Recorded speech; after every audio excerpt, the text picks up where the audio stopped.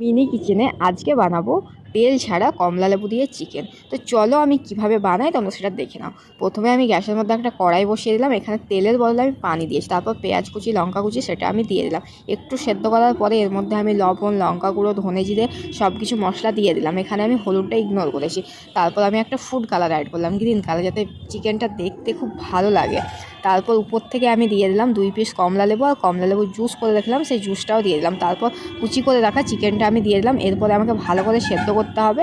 সেদ্ধ করতে বসিয়ে দিলাম। মোটামুটি আমার 10 মিনিটের মধ্যে আমার চিকেনটা অলরেডি রেডি হয়ে গেছে। আর হ্যাঁ, তোমরা কিন্তু এই চিকেনটাকে স্যুপ বানিয়েও খেতে পারো। এর মধ্যে অনেকটা পরিমাণ পানি দিয়ে দেবে, তাহলেই কিন্তু এটা একটা চিকেন স্যুপ হয়ে যাবে। চিকেন স্যুপটাও খেতে কিন্তু অনেক ভালো লাগে, বাট আমি আজকে এটা চিকেন স্যুপ করছি না, এটাকে আমি চিকেন কষা করছি।